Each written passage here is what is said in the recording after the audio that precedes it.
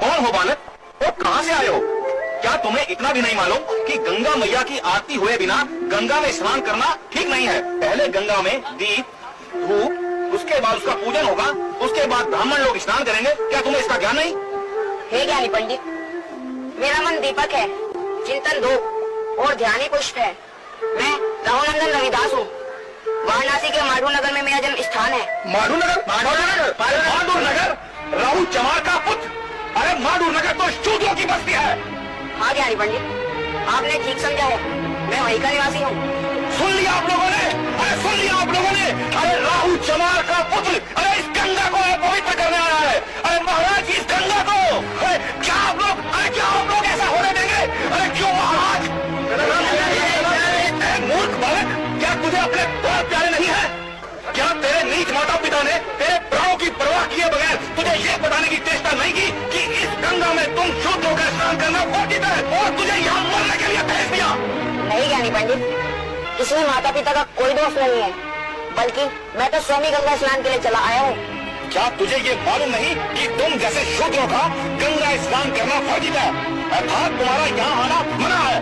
मुझे तो सब ज्ञान है, मैं ये भी जानता हूँ किसका कहा जाना वर्जित है, परंतु लगता है आप कुछ नहीं जानते, आपको कोई ज्ञान नहीं है। क्या कहा? हमें कोई ज्ञान नहीं है? अरे हम कुछ नहीं जानते दुष्ट। यही जो तुम वन व्यवस्था की दीवारों में बटे हो। सभी प्राणी ब्रह्म अथवा इंद्रियकरण से ही उत्पन्न होते हैं। सभी के भीतर चारों वर्ण स्थित होते हैं।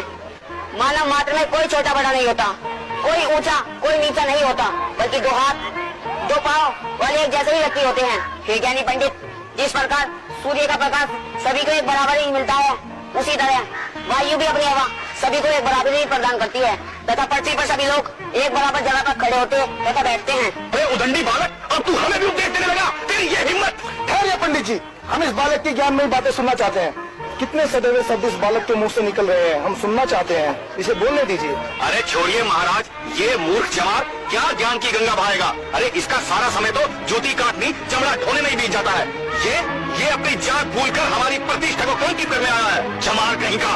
हे ज्ञानी पंडित, जिस चमड़े से तुम गणना कर रहे हो, उसी चमड़े से तुम्हारे और हम सबके शरीर की रचना हुई है। क्या तुम इस चमड़े को अपने शरीर से उतार सकते हो? सृष्टि के नियम को बदल सकते हो? सोचो और समझो ज्ञानी पंडित। और ये जो वर्ण व्यवस्था है, सभी व्यक्ति के अंदर शक्ति और चेतना के रूप में स्वयं विराजमान है। सब में एक सतगुरु की ज्योति, सतगुरु ही सर्जनहारा। कहे रविदास वह सब घटमाही, ब्राह्मण होया कोई चमारा। वाह वाह, कितनी सुंदर वाणी गई है बालक ने।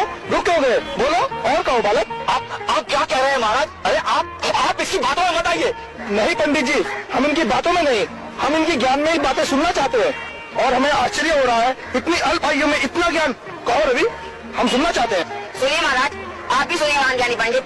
कोई हिंदू कोई तुक कावे, कोई ब्राह्मण बन जाई, उड़ जाए हंस, पड़ा रहे पिंजरा, सभी वर्ण मिट जाए। हे काशी नरेश, जब ये चेतन आत्मा इस शरीर रूपी चमड़े से अलग होती है, तब वर्ण नहीं बल्कि मिट्टी का ढेर रह जाती है।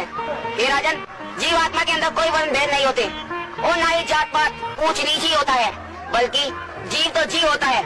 इसमें कोई चमार या सुनार नहीं होता, कुम्हार और लोहार नहीं होता, कार और चित्रकार भी नहीं होता। ये तो सबके कार्य रूप है और सबके अंदर विद्यमान शक्ति समान रूप से होती है। परंतु रविदास, हमारे यहाँ के पंडित कहते हैं कि पंडित जी कहते हुए अभिमानी, पंडित पिंड की सार न जानी। हे राजन, जिस प्रकार आप उस वस्तु को देख रहे हैं, मैं भी वही वस्तु देख रहा हूँ। आप सुन रहे हैं, मैं भी सुन रहा हूँ।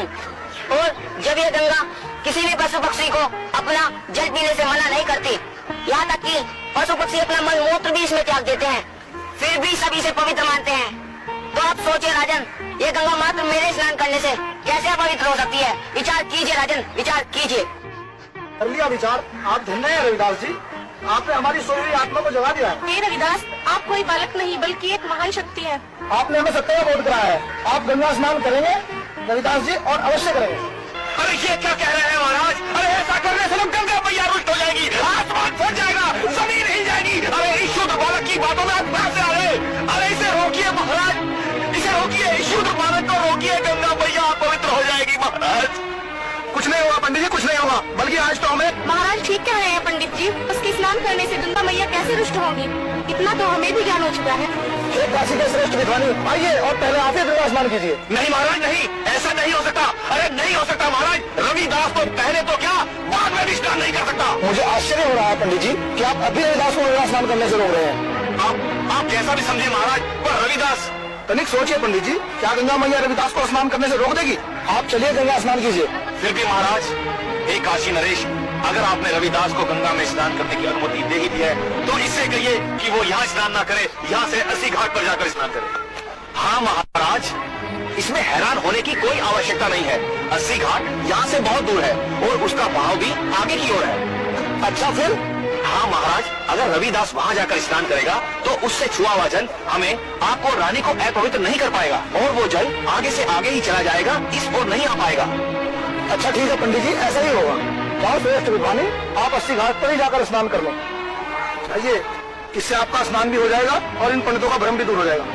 जैसे आपकी आज्ञा महाराज, हम 80 घाट पर ही स्नान कर लेते हैं।